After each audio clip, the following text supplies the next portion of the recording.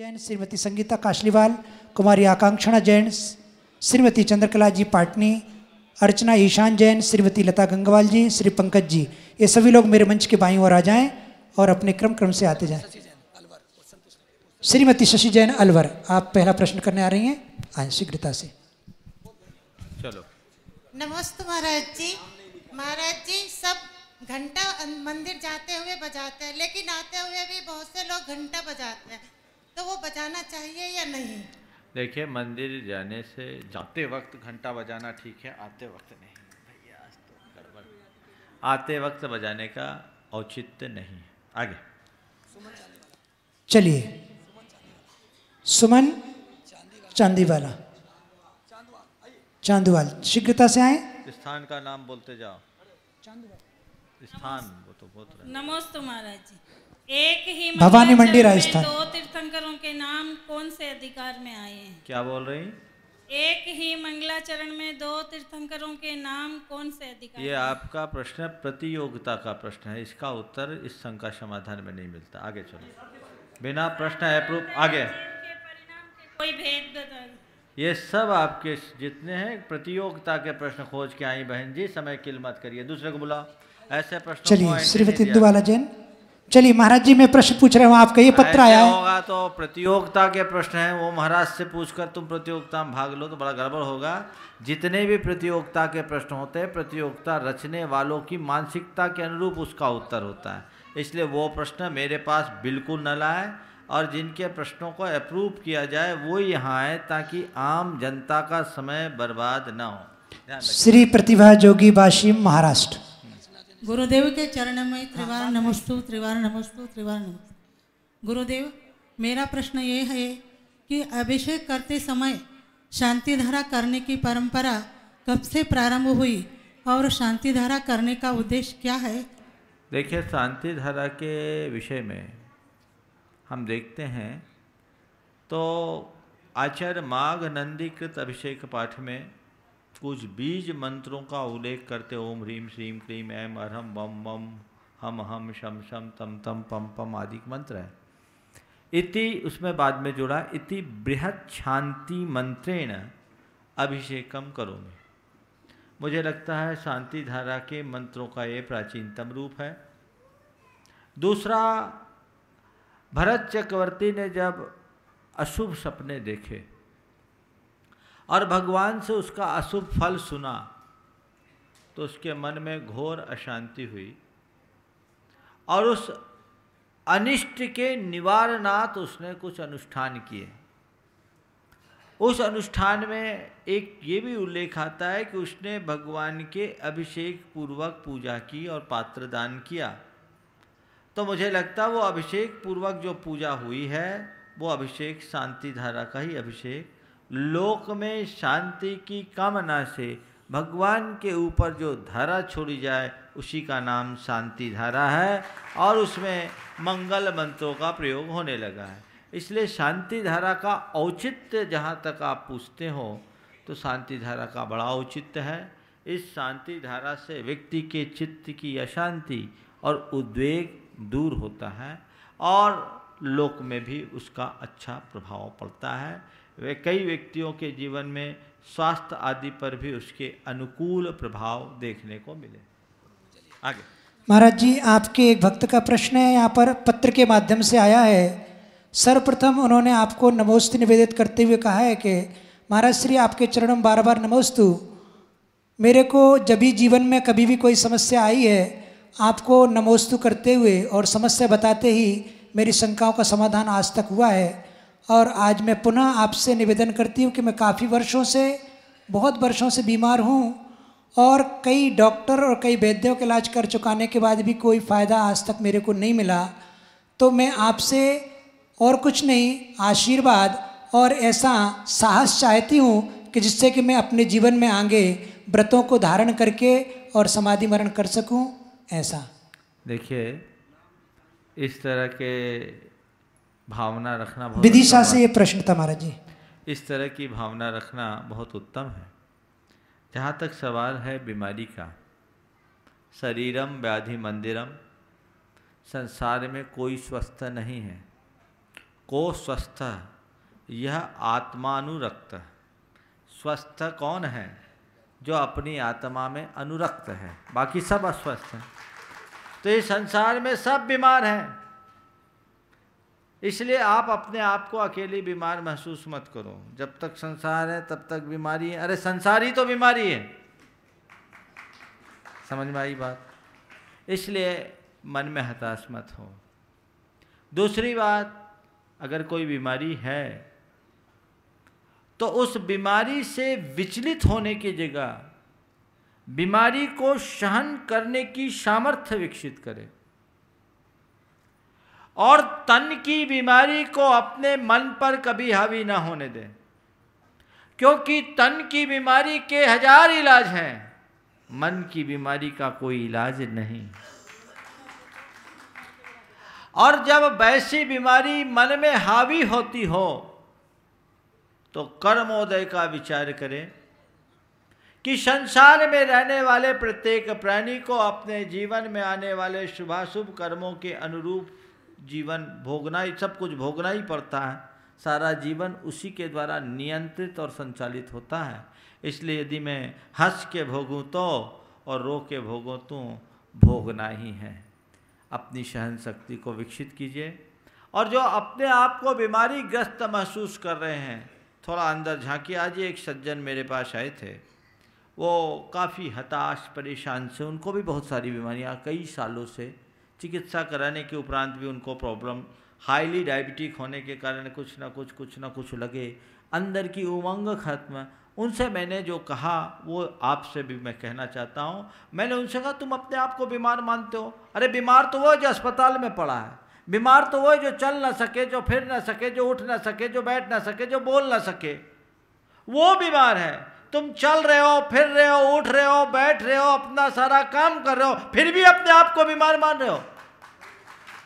भाग्यशाली अपने आप को मानो कि तुम्हारे अंदर बीमारी आई भी तो है, आई भी है, पर इतनी ताकतवर नहीं कि तुम्हें जकड़ ले।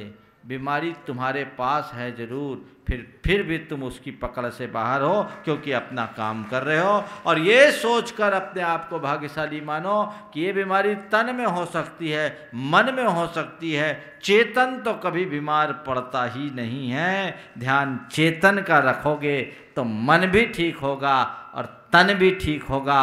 ध्यान रखना, जो अपने चेतन का ध्यान करते हैं उनका मन मस्त होता है और तन स्वस्थ हो जाता है, और जो इससे दूर हो जाते हैं वे तन मन दोनों से त्रस्त हो जाते हैं। इसलिए इनसे बचने का यही रास्ता। आशीर्वाद सबको है। चलो आगे प्रश्न के लिए मैं आमंत्रित कर रहा हूँ सचिन जैन, और तैयार रहें श्री विवेक पांड्या जी, मीना पांडे, न्यूयॉर्क। सचिन जैन। महाराज श्री नमोस्तु। महाराज श्री यही प्रश्न है कि सिद्धांतिक ग्रंथों का अध्ययन अष्टमी व चतुर्दशी के दिन क्यों नहीं करते? शास्त्र में ऐसा विधान है कि मूल सिद्धांतिक ग्रंथों का अध्ययन अष्टमी और चतुर्दशी को नहीं करना चाहिए, क्योंकि ये विशेष पर्व के दिन हैं, ये साधना के दिन हैं। साधना के दिनों में सिद्धांत ग्रंथों का अध्ययन नहीं करना। धौला में आचार्य वीरसेन महाराज ने एक जगह पर लिखा है कि अष्टमी को किया गया अध्ययन गुरु शिष्य के वियोग का कारण बनता है। अब इसके पीछे हेतु जो भी हो, मैं यही समझता हूँ, विशिष्ट साधना आराधना के दिन सिद्धांत ग्रंथों का अध्ययन नहीं करना चाहिए। केश लोच के दिन भी हम लोग सिद्धांत ग्रंथों का अध्ययन नहीं करते। ये काल शुद्धि की दृष्टि से कहा। अब आप ये कह सकते हैं अष्टमी और चतुर्दशी को तो और पवित्र दिन माना जाता है, तो पवित्र दिन किस लिए? अपने भीतर आने के लिए, बाहर रमने के लिए नहीं। सिद्धांतों का अध्ययन करते समय भी आप अपने में नहीं रम सकते। तो जो पढ़ा है उसको कम से कम एक दिन मनन तो करो, उसका चिंतन तो करो। साप्ताहिक अवकाश तो कम से कम सबको मिलना चाहिए ना। तो पढ़ने का किसी को एक व्यसन ना हो जाए, लत ना लग जाए, शायद इसलिए भी किया। क्योंकि मुझे मालूम है जब मैं अध्ययन करता था सन 1984 से लेकर 1994 तक में, उसमें भी 1992 तक का जो मेरा समय रहा है, मैं 24 घंटे में अपने आवश्यकों के अतिरिक्त अपना अधिकतम समय केवल अध्ययन और केवल अध्ययन में दिया। गुरु कृपा से जो मैंने अध्ययन किया आज वही मेरे काम में आता है।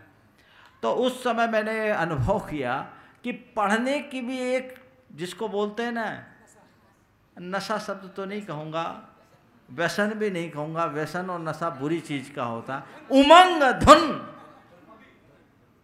वो है। तो तुम्हें पढ़ने की धुन होगी तो ध्यान कब करोगे? इसलिए आचार्यों ने कहा एक दिन साप्ताहिक अवकाश कर लो, तो जो पढ़ा है उसको ध्यान में लाओ तो अवधारित भी होगा। और आचार्य गुरुदेव की यही बात सोचकर वो हमेशा कहते थे कि केवल ग्रंथ पर निर्भर मत रहो। वो हमेशा कहते थे नोट्स मत लो, नोट्स लोगे तो केवल नोट्स पर ही डिपेंड हो जाओगे। इस कारण मैंने पूरे छठखंडागम कसाय पाहुड़ महावर्ण का अध्ययन किया। 9वीं पुस्तक तक के धवला के नोट्स लिए, उसके बाद नोट्स नहीं लिए। उनने एक दिन कहा नोट्स लोगे, नोट्स पर निर्भर करोगे, हर बात को खोल के देखना होगा, जो भी नोट लेना यहाँ लो। और उन्होंने मुझसे एक बार कहा था जो पढ़ो उसका चिंतन करो। मैं दिन में पढ़ता था ग्रंथ खोलकर और रात को पढ़ता था आंखें बंद करके, उसका चिंतन करता था, मनन करता था। उसका ये परिणाम है कि आज कोई भी विषय जिसे मैंने पढ़ा है प्रसंग आने पर मेरे मानस पटल पर उभरते हैं। और आप लोग कहते हैं आप गाथाएं और सूत्रों को कैसे बोल देते हैं, तो भाई हमने उसे पढ़ा है और पचाया है, इसलिए आज वो समय समय पर निकलता है। शायद अष्टमी चतुर्दशी जैसी तिथियों में, पर्व के नंदीश्वर पर्व में, अमावस्या को, 15 पूर्णिमा को सिद्धांत ग्रंथों के अध्ययन का निषेध इसी दृष्टि से किया गया। अब बस आगे एक से अधिक आगे श्रीमती अर्चना ईशान जैन, पटना। नमोस्तु महाराज। नमोस्तु महाराज। महाराज श्री, हमारे मन में जिज्ञासा है कि नवजात बच्चों का मुंडन जो परंपरा आ रही है वो क्यों होता है? इसके पीछे या साइंटिफिक रीज़न है या हेल्थ का कारण है? क्यों ऐसा मनाया जाता है? देखिए, मुंडन संस्कार का विधान हमारे शास्त्रों में भी है और आदि पुराण में मुंडन के विषय में मैंने पढ़ा कि 12वें माह में बच्चे का मुंडन करना चाहिए। कोई लोग कहते हैं 1 साल के पहले मुंडन 9वें 10वें में कर लो, ऊन महीने में करो। वर्ष पूर्ण होने पर 12वें माह में मुंडन करने का विधान लिखा। और आप सबकी जानकारी के लिए मैं बोल रहा हूँ कैसे कराएं मुंडन, तो उसमें लिखा कि पहले बच्चे के बाल को भगवान के गंधोदक से धो, उसके बाद बच्चे का मुंडन करा के मुनियों से आशीर्वाद दिलाओ। इसका मतलब मैंने ये समझा कि आप अपने बच्चे का 1 साल में मुंडन कराएं और कहाँ कराएं? जहाँ मुनि महाराज हो वहाँ कराएं। समझ गए? ये मुंडन का विधान है। अब रहा सवाल कि मुंडन क्यों, तो निश्चित रूप से पेट से आने वाले जो बाल होते हैं वो बाल बहुत बिखरे बिखरे होते हैं, व्यवस्थित नहीं होते हैं। तो बाल एक बार साफ़ करने के बाद ढंग से बाल आते हैं। तो वो बाल साफ़ करने के लिए एक विधि बना दी गई, ये भी एक बड़ा कार्य है। तो उसको इस तरीके से बना दिया गया कि 1 साल का बच्चा हो ताकि उसके ऊपर स्तूरा आदि चढ़े तो व्याकुलता ना हो, और 1 साल के बाद उस बाल में अच्छे से ग्रोथ आ जाए। स्वास्थ्य से संबंधित भी कोई कारण हो सकता है, पर अभी मेरा उस पर कोई विशेष ध्यान नहीं गया, लेकिन ये शास्त्र का विधान है और करने के परिणाम देखने को मिलते ही हैं। हाँ, इन्फेक्शन पहले करने से इन्फेक्शन होता है, उन बालों को हटा भी देते हैं और बालों से हमारे शरीर के अंदर बहुत सारी एनर्जी भी जाती है। होम्योपैथी में बहुत से चिकित्सक तो अपने किट में व्यक्ति के बाल को रख करके ट्रीटमेंट करते हैं। आप हो लंदन में और आपका ट्रीटमेंट यहाँ से हो रहा है, ऐसे भी बहुत सारे चिकित्सक हैं। तो कोई ना कोई इससे संबंध रहा होगा जिसको आज हम ठीक ढंग से नहीं समझ पा रहे हैं, लेकिन ये एक बड़ी व्यवहारिक और उपयोगी क्रिया है। इसको अपनाने में कोई दोष नहीं है, अपितु अपनाना ही चाहिए। चलिए आगे विवेक पांड्या, श्रीमती मीना पांड्या जी, न्यूयॉर्क पधारें और तैयार रहें। और भी जो मैंने नाम लिए हैं वे भी बाईं ओर आ जाएं शीघ्रता से, जिन जिन के मैंने नाम पुकारे थे। विवेक के साथ श्रीमती उसकी चाची है, दादी है। हाँ, भ्रम ना हो जाए, अलग अलग दोनों का प्रश्न। अलग अलग नाम बोले मैंने इसलिए। चलो पूछो। नमस्ते महाराज जी, ये अष्टम, हाँ आगे आगे। हाँ, अष्टम वसुधा क्यों होती है? वहाँ पे आत्मा ही अगर विराजमान है तो स्टेट हो जाओ, तुम तो यंग हो। हाँ बोलो। उसकी वसुधा की क्या जरूरत है? देखिए, वसुधा किसको बोलते हैं? वसुधा यानी पृथ्वी। ये शाश्वत पृथ्वियाँ हैं। हम जहाँ रह रहे हैं उसके नीचे 7 पृथ्वियाँ हैं जिसमें नारकी जीवों का निवास होता है। और अनादि से अकृत्रिम रूप से 8वीं पृथ्वी एक बनी है जिसका शास्त्रीय भाषा में नाम है ईशत प्राग भार पृथ्वी। वो ईशत प्राग भार पृथ्वी लोक के ऊपर के भाग में है। सिद्ध भगवान 8वीं पृथ्वी में नहीं रहते, 8वीं पृथ्वी से काफ़ी ऊपर लोक के शिखर पर रहते हैं। तो पृथ्वी किसी ने बनाई ही नहीं, वो अनादि से है इसलिए है। अब इसमें कोई तर्क नहीं हो सकता। उस पृथ्वी पर सिद्ध उसके आश्रित नहीं है, लेकिन उस पृथ्वी के ऊपर सिद्ध है इसलिए हम कहते हैं कि सिद्धात्मा सिद्ध लोक में सिद्ध क्षेत्र में विराजमान रहते हैं। लेकिन ईसत प्राग भार पृथ्वी से सिद्धों का जो स्थान है काफ़ी ऊंचाई पर है और वो लोक के अग्रभाग में, उनके लोक के शिखर में उनके मस्तक का प्रदेश स्पर्श होता है। आगे चलिए, आगे के प्रश्न के लिए कुमारी आकांक्षा सेन, पनागर, जबलपुर। जीवन में संतोष धारण करने के लिए क्या करना चाहिए? बहुत अच्छा प्रश्न पूछा है। जीवन में संतोष धारण करने के लिए क्या करना चाहिए? सबसे पहले ये देखना चाहिए कि असंतोष क्यों होता है। जब तक कारण को नहीं जानोगे तो निवारण कैसे करोगे? असंतोष क्यों होता है? आप लोगों को अनुभव हुआ कभी? बोलो। हाँ, क्यों होता है? माइक तो है ना आपके पास, बोल सकते हैं आप, बोलो। असंतोष क्यों होता है? जब हमारे अनुकूल परिस्थितियां नहीं होती हैं। हाँ, देखो मैं बताता हूँ। मनुष्य के जीवन का असंतोष, उसका मूल कारण है अभावोन्मुखी दृष्टि। किसी चीज का अभाव होता है, उसकी तरफ जब ध्यान जाता है मन में असंतोष होता है। पहला कारण। आदमी के पास लाख हो, उससे उसका कोई संबंध नहीं, उसको नहीं देखते। जो नहीं है ना उसकी तरफ ध्यान जाता है, और उसको पाने की जो लालसा जगती है वही असंतोष की सृष्टि करती है। ठीक है? तो जब तक आपकी दृष्टि अभावोन्मुखी होगी आप दुखी रहेंगे। एक आदमी करोड़पति है और करोड़पति होने के बाद भी उसकी दृष्टि दूसरे अरबपति की तरफ होगी तो उसका क्या हाल होगा? वो कभी सुखी नहीं होगा। वो अपने करोड़ों को देख रहा है तो आनंद में, करोड़पति की बात जाने दीजिए, एक हजारपति व्यक्ति भी अपने 1000 को देखेगा तो आनंदित होगा।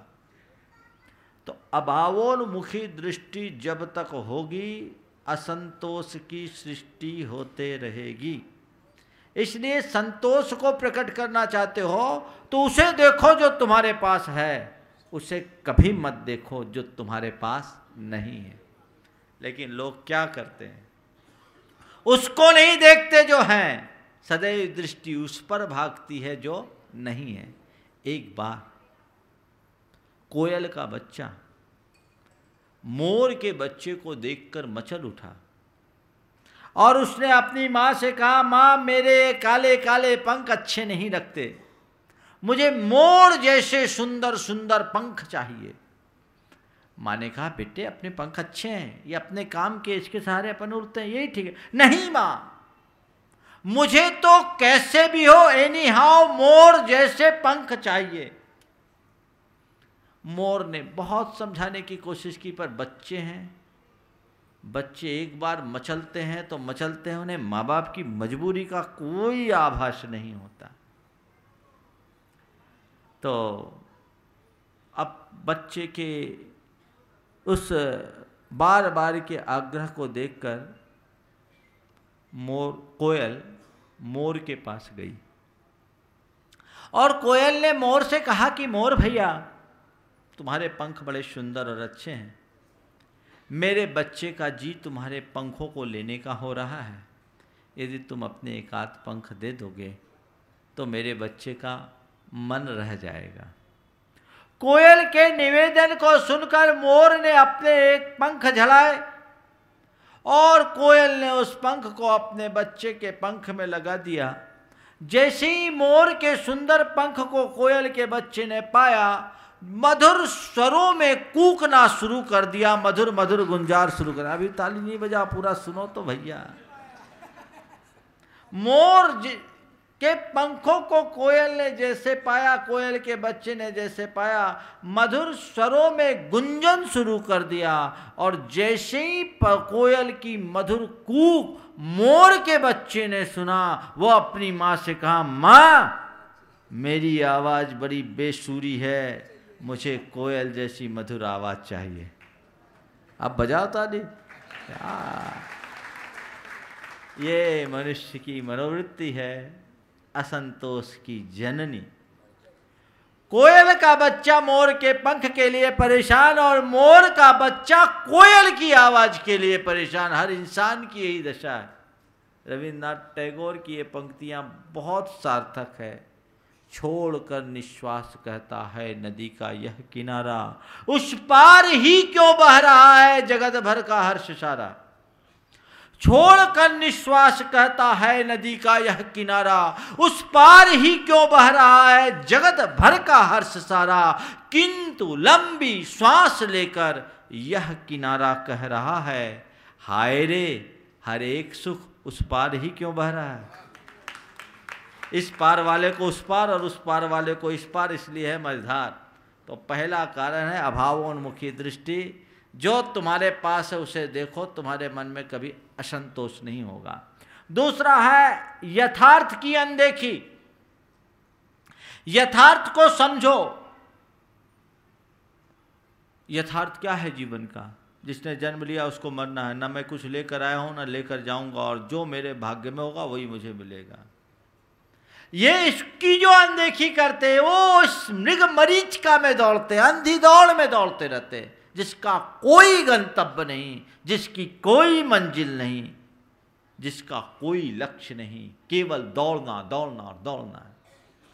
तीसरी बात, कृत्रिम अपेक्षाओं का विस्तार। आज आदमी अपनी जो नेचुरलिटी है उसको खो रहा, स्टेटस के नाम पर।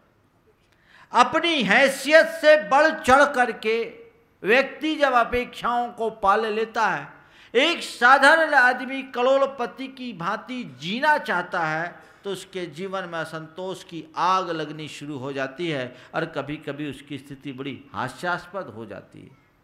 हो रहा है ऐसे व्यक्तियों का असंतोष कैसा होता है? पैसे और सब चीज़ों में कृत्रिम अपेक्षा, पैसा नहीं सब चीज़ें देखो।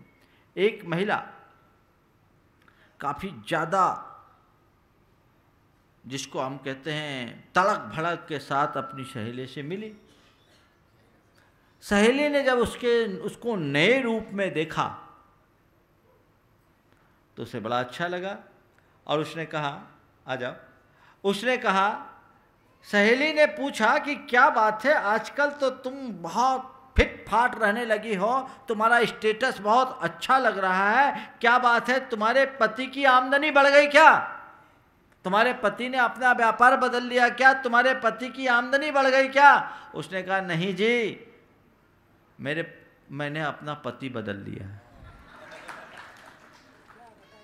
ये हाल है कृत्रिम अपेक्षाओं का विस्तार, जो मनुष्य को दुखी करती है। आप अपनी जो वास्तविकता है उसमें सीमित रहें, उसे स्वीकार कर रहें। जीवन में कभी दुविधा और द्वंद्व प्रकट नहीं होंगे। ये यदि आप करेंगे तो जीवन में बहुत शांति मिलेगी, और यदि ऐसा नहीं करते तो कुछ नहीं हो सकते। तो केवल 3 बातें बता रहा हूँ, जो है उसको देखो। नंबर 1, नंबर 2, कृत्रिम अपेक्षाओं को न रख करके सहजता में जीवन जीने की कोशिश करें, और नंबर 3, जीवन के यथार्थ को अपने सामने रखें और संयम बहुल प्रवृत्ति अपनाएं। चौथी बात, अगर आपके अंदर संयम है, अपने आप पर कंट्रोल रखने की क्षमता है, आपके मन में कभी असंतोष प्रकट नहीं होगा। बहुत सुंदर, बहुत सुंदर महाराज जी। अब मैं आगे प्रश्न के लिए आमंत्रित कर रहा हूँ श्री महावीर प्रसाद जी, जैन, दिल्ली। सदलगा का मंदिर इनने बनाया। नमोस्तु महाराज। मुनिश्री को नमोस्तु निवेदित करते हुए मेरी जिज्ञासा है कि वर्तमान पंचम काल में जन्म लेने वाले जीव ने क्या पूर्व पर्यायों में कभी सम्यक दर्शन को प्राप्त किया होगा? ऐसा हम कह नहीं सकते कि पंचम काल में जन्म लेने वाले ने पूर्व पर्याय में सम्यक दर्शन नहीं कर सकता। अरे जब सम्यक दर्शन को प्राप्त करने वाला जीव नरक भी जा सकता है, उस भव में नहीं, भवांतर में। और सम्यक दर्शन को प्राप्त करके उपशम श्रेणी चढ़ने वाला जीव अर्धपुद्गल परावर्तन काल तक निगोदादि में भ्रमण भी कर सकता है। तो पंचम काल में जन्म लेने में कोई आश्चर्य नहीं। ऐसा मत मानो कि हम आज इस पंचम काल में जन्म लिए हैं तो अनादि मिथ्या दृष्टि रहे हैं। हमने कभी सम्यक भी पाया होगा, लेकिन ये बात तय है कि पिछले भाव में हम सम्यक दृष्टि नहीं रहे होंगे। अगर सम्यक के साथ मरे होते तो यहाँ नहीं आते। इसलिए पंचम काल में जन्म लेने के पहले हम सम्यक दृष्टि हुए हैं नहीं हुए तो भगवान जानते हैं। पर अगर पंचम काल में जन्म लेकर के भी हमने सम्यक दर्शन प्राप्त कर लिया तो हमारी पंचम गति होने में कोई बाधा नहीं है। इसलिए आज की बात देखो, अतीत की बात देखने की कोई जरूरत नहीं। आगे चलिए, कुमारी आकांक्षा जैन, पनागर, जबलपुर, तैयार रहें। श्री विजय संगीता काशलीवाल, गया, तैयार रहें। महाराज श्री समेत शिखर जी में ये टोकों में चरण पादुका कब और किसने स्थापित की? इसका कोई स्पष्ट इतिहास देखने को नहीं मिलता। वर्तमान में जो ये सब चरण हैं ये 200 साल के आसपास के चरण स्थापित हैं। पुराने समय के इनका कोई इतिहास देखने को नहीं मिलता। ऐसा लगता है कि लोग पहले इस पर्वत राज को इतना पूज्य मानते थे कि ऊपर चढ़ने में ही संकोच करते थे, नीचे से परिक्रमा करके ही इसकी वंदना करते थे, क्योंकि इस पर्वत के कण कण को पूज्य माना जाता था। बाद में ऊपर चढ़ने की परंपरा बन गई होगी, तो अब इसके बारे में अभी कोई तथ्यात्मक जानकारी उपलब्ध नहीं हो सकी, इसलिए मैं नहीं कह सकता। तो बोल वही। हाँ, आगे श्री विजय संगीता काशलीवाल। महाराज जी, सब कुछ जानते हुए भी हम प्रतिकूल परिस्थितियों को अपने मन में क्यों नहीं रख पाते? बस में क्यों नहीं रख पाते? प्रतिकूल परिस्थितियों में अपने मन को बस में क्यों नहीं रख पाते? हाँ। परिस्थितियों को मन में थोड़ी रखना है। प्रतिकूल परिस्थितियां मन में रखोगे तो हमेशा परेशान रखोगे, और प्रतिकूल परिस्थितियों में अपने मन को बस में रखोगे तो आनंद में रहोगे। तो कभी कभी प्रश्न पूछने में भी स्लिप हो जाता है। चलो, माइक पर बोलना सबके बस की बात नहीं है, ठीक है। अब बात आई कि सब कुछ जानते हुए भी प्रतिकूल परिस्थितियों में अपने मन को नियंत्रण में क्यों नहीं रख पाते? इसलिए कि हम जानते हैं, मानते नहीं। सतही स्तर पर जानने से कुछ काम नहीं होता। अंतर मन से जानो, अंतर मन से मानो, तब मानना होता है। और जब तक हम उस व्यवस्था को अंतरंग से स्वीकार नहीं करते, तब तक हमारा मन ढलता नहीं, और जब तक मन ढलता नहीं, हमारे जीवन में शांति नहीं आती। चलिए, हमारे श्री पंकज जी जैन जो गुणायतन के ही एक सम्मानीय व्यक्ति हैं, आएंगे अपनी शंका समाधान कर। तैयार रहें। श्रीमती लता जी गंगवाल, ट्रस्टी एंड मंत्री गुणायतन। महाराज श्री, ये सवाल दिल्ली से है, अनिल जैन, पुलकित जैन का। उन्होंने पूछा है कि अपने उत्तर भारत में चढ़ी हुई सामग्री निर्माल्य के प्रयोग में निषेध किया है, जबकि दक्षिण भारत में उपाध्याय जाति के लोग इसका प्रयोग करते हैं, वहाँ निषेध नहीं है। ऐसा विरोधाभास क्यों? देखिए, निषेध का ऐसा शास्त्र में कहीं नहीं लिखा कि उत्तर भारत के लोग निर्माल का भक्षण करेंगे तो पाप लगेगा, और दक्षिण भारतीय लोगों को कोई लाइसेंस मिला हुआ वो निर्माल का भक्षण करेंगे, उनको पाप नहीं लगेगा। आगम में तो एकदम स्पष्ट लिखा है कि जिन्नत धारपयित था, जिन पूजा बंधन निमित्त विशेष धनम, जो भुंजई सो भुंजई, निरी गई ये सुईरम दुखम, पुत्र कलत्त विजीरो, दारिद्रो पंगु मूक बहिरंधो, चांडालादि कुजादो, जिन पूजादि दब्बहरो। जो जीर्णोद्धार का पदार्थ, जिनेन्द्र भगवान की पूजा आदि के निमित्त, बंधन आदि के निमित्त अर्पित विशेष धन, इसका जो भुंजन भोग करता है, जो भुंजई सो भुंजई, निरी गई ये चुईरम दुखम, वो नरक गति में चिरकाल तक दुख भोगता है। पुत्र कलत्त विदुरो, वो अपने पुत्र कलत से दूर हो जाता है।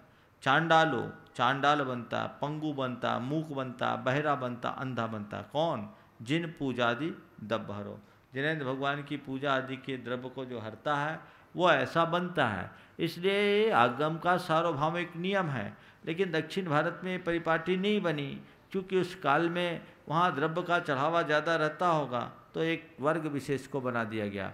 लेकिन शांति सागर जी महाराज को आदि लेकर बाद में भी मुनिराज लोग इसी कारण उपाध्यायों से आहार नहीं लेते, क्योंकि वो निर्माल्य का भोग करता है। समझ गए? इसलिए दोष तो दोष ही है, चाहे उत्तर हो या दक्षिण। आगे। नमोस्तु महाराज श्री। महाराज श्री 24 तीर्थंकर, 12 चक्रवर्ती, 9 बलदेव, 9 प्रतिनारायण और 9 नारायण, ये 24 तीर्थंकर का तो वर्ण समझ में आता है, लेकिन बाकी जो बलदेव, प्रतिनारायण ये सब है, उनका शरीर का वर्ण कैसा होता है? वर्ण? हाँ, वर्ण। इनके वर्ण का कोई नियामक विधान नहीं है। इनमें सुवर्ण वर्ण भी हैं, श्याम वर्ण भी हैं, नील वर्ण भी हैं, अलग अलग वर्ण हैं, पर कुल मिलाकर ये लोग पुण्यशाली जीव होते हैं, विशिष्ट शलाका पुरुष कहलाते हैं। तो इनका जो शरीर है वो आम जनों से हटकर होता है, और जो भी होता है बड़ा आकर्षक होता है। ऐसा कोई विधान नहीं कि इनका ऐसे ही वर्ण का हो, लेकिन उत्तम, पर तीर्थंकरों की अपेक्षा अनुत्तम होता है। आगे चलिए आगे के प्रश्न के लिए। अरे बीच में मत डिस्टर्ब किया करो। जो किरण दीदी जो लिस्ट है आश्रम से हैं, और यहाँ पर मैं आमंत्रित कर रहा हूँ ब्रह्मचारिणी दीदी, इसने आए और अपना प्रश्न रखें। इस बीच में बता दो, अभी जो दो हमारे पास निर्माण निधि की राशि के लिए 2 नाम आए, श्री अशोक सुंदरलाल जी डोंगर गांवकड़, देवल गांव राजा, इनकी तरफ से 11,000 रुपये की दान राशि में प्राप्त हुई है। और श्री हेमचंद जी डोंगर गांवकड़, देवराजा, बलराना, महाराष्ट्र, इनका आज जन्मदिन भी है। और डॉक्टर विकास जैन, गोल क्षमण दास, विजय कुमार, भरत कुमार, योगेश जैन ग्वालियर, गोपीचंद जैन सटई छतरपुर, इनकी तरफ से निर्माण निधि की राशि में प्राप्त हुई है। श्रीमती किरण सुरेश जैन गढ़ाकोटा सागर, एक सोने की अंगूठी इनसे प्रदान हुई है। बहुत बहुत साधुवाद। नमोस्तु महाराज जी। मन में थोड़ी सी जिज्ञासा थी कि ये जो गुणायतन का विचार, आपके साकार रूप देने का विचार आपके मन में आया, तो इसकी उत्पत्ति आपके मन में कैसे हुई ये जानना चाह रहे थे। हो गई इसलिए हो गई। हाँ, अब जब विचार साकार हो रहा है तब साकार जो हो रहा उसे देखो। जिस विचार से ये साकार हुआ उसके अब गर्भ में मत जाओ। मैं पहले कई बार बोल चुका हूँ, इसलिए आज दोहराने की इच्छा नहीं हो रही। आगे चलो। चलिए आगे के प्रश्न के लिए मैं दिगम नेहा जैन सहारनपुर से ये प्रश्न है, उपस्थित हो तो आ जाएं। हाँ शीघ्रता करें, आगे नहीं तो मैं बुला आमंत्रित कर रहा हूँ श्रीमती चंद्रकला जी पाटनी रांची से, जो कि हमारे इस गुणायतन परिवार की ट्रस्टी हैं और मंत्री भी हैं। नमस्ते महाराज जी। महाराज जी मेरा प्रश्न ये है कि हम भगवान के सामने भक्ति में नृत्य करते हैं, भजन गाते हैं, तो भगवान तो वीतरागी हैं, तो उनके सामने जब हम नृत्य करते हैं तो यह थोड़ा गलत है या सही है? देखिए, भगवान के समक्ष भक्ति करना, नृत्य करना भगवान को रिझाने के लिए नहीं है, ये हमारे अंदर के भाव तरंग की अभिव्यक्ति है, और ये भी एक भक्ति का अंग है। इसमें भी कर्मों की निर्जरा होती है। भगवान की भक्ति कोई गाकर, कोई शब्द बोलकर, कोई अपने हाव भाव से प्रकट करता है। तो भगवान के समक्ष तो सब इंद्रगण भी भक्ति करते हैं, नृत्य करते हैं, आनंद उल्लसित होता है। जिसको देखकर मन नाच उठे उसका नाम भक्ति है। इसलिए इसमें कोई दोष नहीं, पर इसमें मर्यादा का हनन नहीं होना चाहिए, फूहड़पन नहीं होना चाहिए। सात्विकता के साथ अपने हाव भाव की अभिव्यक्ति ही सही नृत्य है। वस्त्र आदि की भी ऐसे नहीं होने चाहिए जिससे हमारे शरीर के अंगों का प्रदर्शन होने लगे। आगे नेक्स्ट नाम बोलो। चलिए श्रीमती चंद्रकला जी पाटनी रांची। नमस्ते। आगे तैयार रहें जिनने भी अपने नाम दिए। आशा जैन दमोह और शांति सागर जी महाराज के गुरु को। हाँ ठीक। विपिन कुमार बड़ो। कोई व्यक्ति इच्छा पूर्वक त्याग करता है और कोई मजबूरीवश त्याग करता है, तो दोनों त्याग में क्या अंतर है? इच्छा पूर्वक त्याग करना और मजबूरी में त्याग करना, इसमें आपने पूछा है क्या अंतर है। मैं बोलूं, एक व्यक्ति ने बाल ब्रह्मचर्य व्रत लिया हो और एक जिसकी पत्नी खोने के बाद ब्रह्मचर्य लिया हो, दोनों में क्या अंतर है? समझ में आया? एक में स्वीकृति है और एक में मजबूरी है।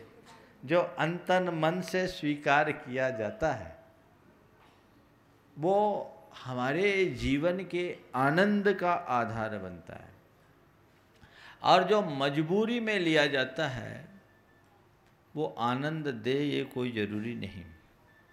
शास्त्रों में दो प्रकार की निर्जरा का वर्णन आता है, सकाम निर्जरा और अकाम निर्जरा। हम इच्छापूर्वक तपस्या करके जो कर्मों की निर्जरा करते हैं अपने आत्मा के कल्याण की भावना से, वो सकाम निर्जरा की श्रेणी में आती। और कई बार परिस्थिति निर्मित होने के बाद मजबूरी में समता धरते हैं, उससे जो निर्जरा होती है उसका नाम अकाम निर्जरा है। पर निर्जरा तो है, पर ये निर्जरा भी कब होगी? जब आप क्षमता से सहोगे, तब व्याकुल होकर के नहीं। तो मैं ये कहता हूँ कि कोई भी नियम अगर आप अंतर मन से स्वीकार करो तो आपके लिए सोने में सुगंध की बात है, वो आपके जीवन के लिए कल्याणकारी है। और दूसरी बात, नियम तो आपको निष्ठापूर्वक ही लेना चाहिए। नियम हम दूसरों के लिए नहीं लेते हैं, खुद के लिए लेते हैं, अपने कल्याण के लिए लेते हैं।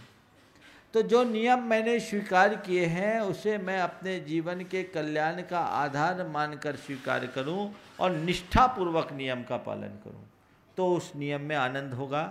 आचार्य समंतभद्र महाराज ने लिखा है, अभिसंधि कृतात् विरतिर् विषयाद् योग्यात् व्रतम भवति। अभिसंधि कृतात् विरतिर् विषयाद् योग्यात् व्रतम भवति। अभिप्राय पूर्वक जब आप किसी चीज का त्याग करते हैं तब वो सच्चा व्रत है। समझ गए? और बिना इरादे आपने त्याग नहीं किया तो गलत है। देखो, पर्वत की वंदना के लिए आप गए, ये तय किया कि नीचे आकर के अन्न पानी लेंगे,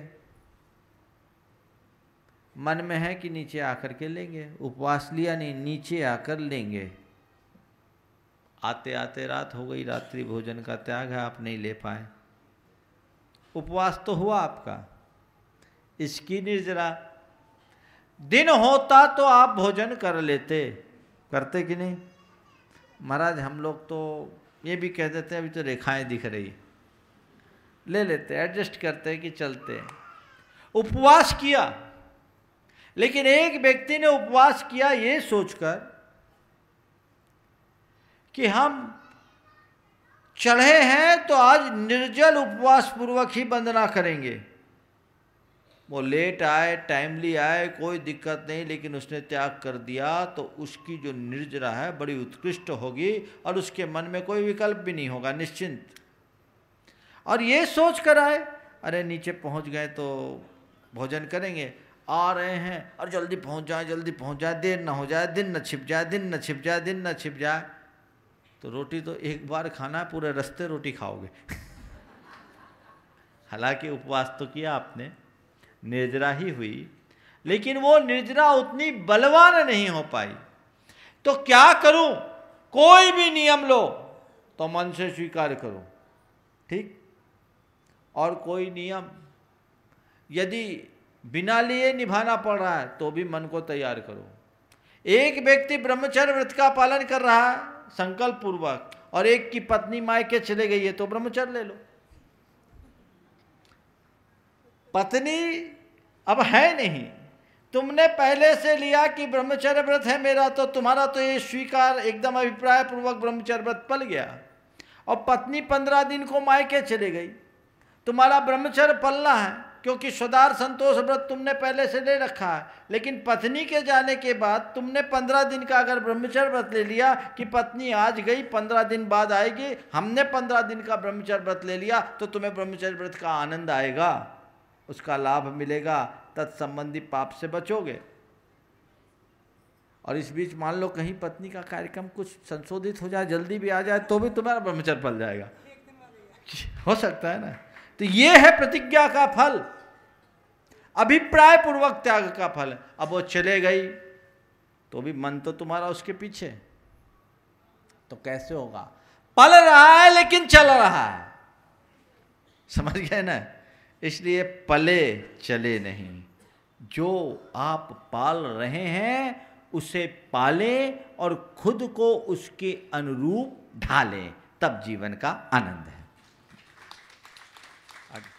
अगले प्रश्न के लिए अक्षरा जैन भोपाल से लिखती हैं, ये महाराज जी नेट के प्रश्न हैं, बीच में पूछ रहा हूँ। पर्युषण और 10 लक्षण पर्व में महाराज जी कई बार उत्तर दे दिया, चलो अच्छा कई बार उत्तर दिया। हाँ ठीक है, आगे।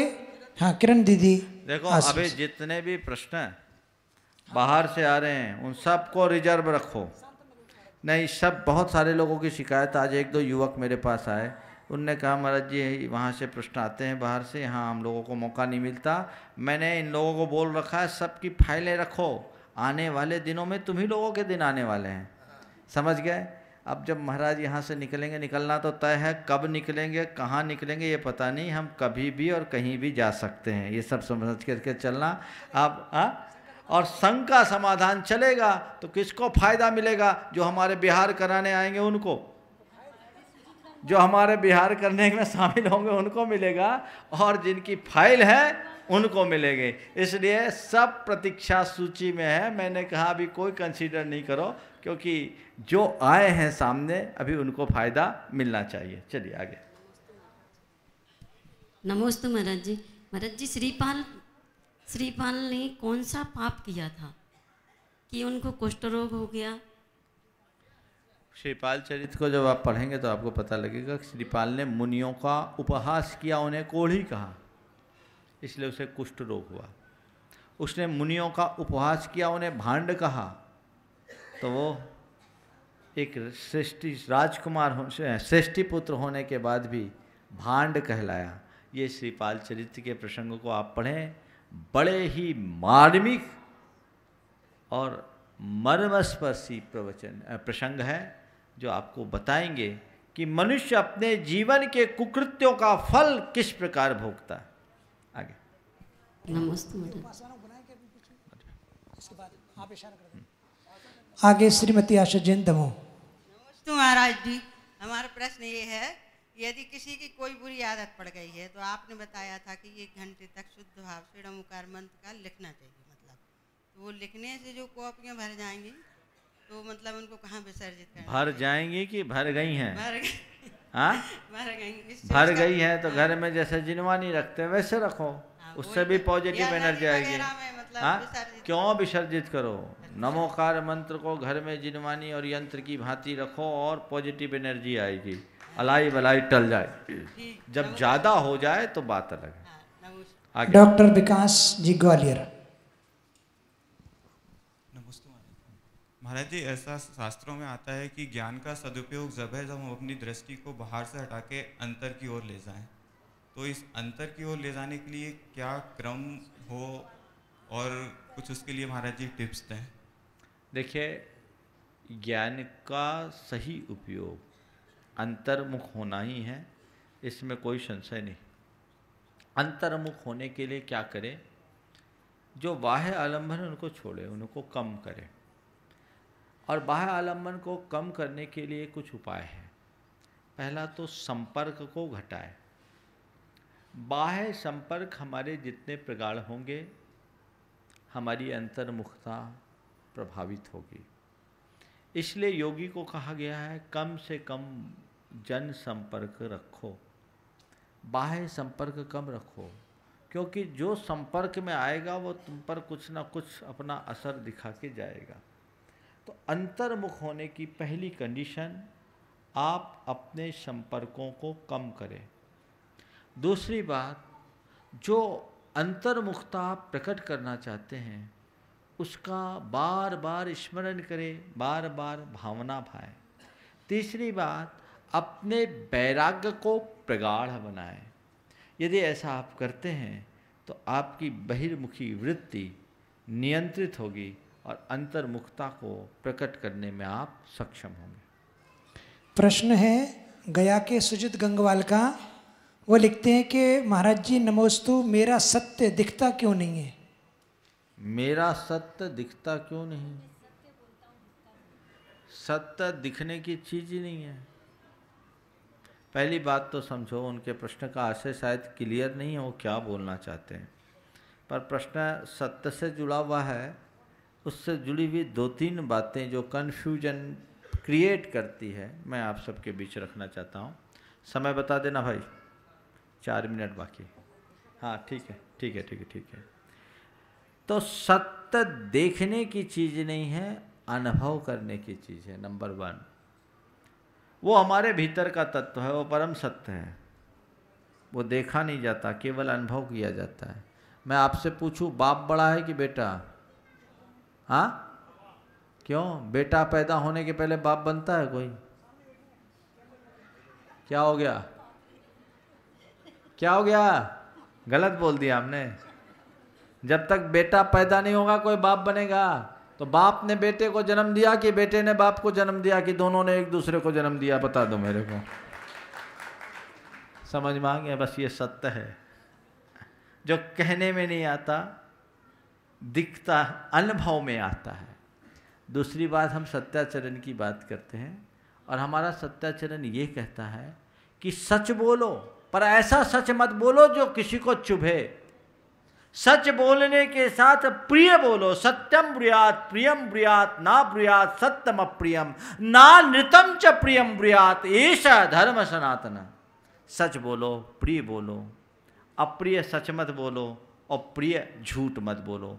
यही सत्य का सही स्वरूप है। अगर ऐसा करोगे तो कभी दिक्कत नहीं। कुछ लोग कहते हैं मैं तो कड़वा सच बोलता हूँ। ध्यान रखना, सच में कड़वाहट नहीं है, जहाँ कड़वाहट है वो झूठ है। सच तो वो है जो कड़वाहट को भी अच्छा बना दे। इस प्रकार आज के इस शंका समाधान के सत्र में आज जैसा अभी बोला गया कि कुछ सूचना यहाँ दी जाएगी। यह अष्टाई का पर्व चल रहा है। अष्टानिक के दिनों में 8 दिन का उपवास करना अपने आप में बहुत बड़ी तपस्या है, साधना है। 10 लक्षण में तो फिर भी माहौल रहता है, 28 में माहौल कम रहता है, लेकिन फिर भी यहाँ पर कुछ लोग 8 दिन का उपवास कर रहे हैं। जो यहाँ आ रहे हैं उनको ज़रूर आज अवसर देना चाहिए। आगे के लिए बुलाइए। हाँ, श्रीमती प्रिया पाटनी जो कि रामगढ़ से हैं और उनका आज 6ठा उपवास हुआ, निर्विघ्न निरंतराय संपन्न हो रहा है। और श्रीमती उषा जी जैन मधुबन से हैं। दोनों के सम्मान के लिए मैं यहाँ पर ट्रस्टी मंत्री के रूप में सम्मान नहीं, 2 उपवास अच्छे से हो जाए इसका आशीर्वाद दे। अच्छा, अभी पवन गंगवाल कोलकाता। हाँ, जब तक पवन जी गंगवाल कोलकाता आ जाएं अपने प्रश्न के लिए। उनका भी 6ठा उपवास है। वे महाराज श्री के आशीर्वाद के लिए आए मंच पर और आशीर्वाद लें। समय बुला लो, क्या 2 मिनट। श्री सुभाष जी जो कि हमारे CEO हैं, आए और यहाँ की घोषणा करें। कुछ प्रश्न पूछना आपको। नमस्ते महाराज श्री। महाराज श्री, धर्म से बढ़कर भी कुछ है क्या? धर्म से बढ़कर के कुछ नहीं है। धर्म ही सर्वस्व है, क्योंकि वो आधार है। धम्मो मंगल मुक्किटम अहिंसा संयमो तमो देवावितस नमनसंति जस धम्मे सयामनो। धर्म उत्कृष्ट है, मंगल है, इससे बड़ा और कोई नहीं है। सुभाष जी अपनी सूचनाएं दें। ठीक है, प्रश्न करना। हेलो, नमस्ते महाराज जी। आज 4 महीने से मेरे को ये अठाई करने का मन हो रहा था, तो कब खपक भागना है, कब बटाई करूं, इस हिसाब से इसका क्या फल अच्छा होता है? ये बहुत अच्छा है, इसलिए तो आपने कर लिया, मन था तो। आइए सुभाष जी। पारस चैनल के दर्शकों को सादर जय जिनेंद्र। हम गुणायतन परिवार की तरफ से सभी नए जुड़ने वाले सदस्यों का सादर स्वागत करते हैं। बहुत से संगत देश के विभिन्न भागों से हमारे साथ जुड़ रहे हैं, लेकिन इसमें हमको एक थोड़ी सी सबसे प्रार्थना करनी है कि जितना भी धनराशि आप हमारे बैंकों में जमा करते हैं उसकी सूचना आप हम तक अवश्य भेजें और पूर्ण रूप से भेजें। पूर्ण रूप से भेजने के लिए नंबर 1 बैंक की स्लिप की फ़ोटोकॉपी या फिर उसका फ़ोटोग्राफ या स्कैन ईमेल के माध्यम से भेज दें या व्हाट्सएप में भेज दें। साथ में अपना मोबाइल नंबर, अपना एड्रेस और किस मद में दान दिया जा रहा है और दान दातार का नाम क्लियरली ज़रूर लिखें। इससे हम लोगों को ये सहायता मिलेगी कि हम अपनी रसीदें आप तक समय से पहुंचा पाएंगे। बहुत बहुत धन्यवाद। Thank you. चलिए सभी लोगों को आशीर्वाद दें महाराज जी। महाराज जी सादर नमोस्तु।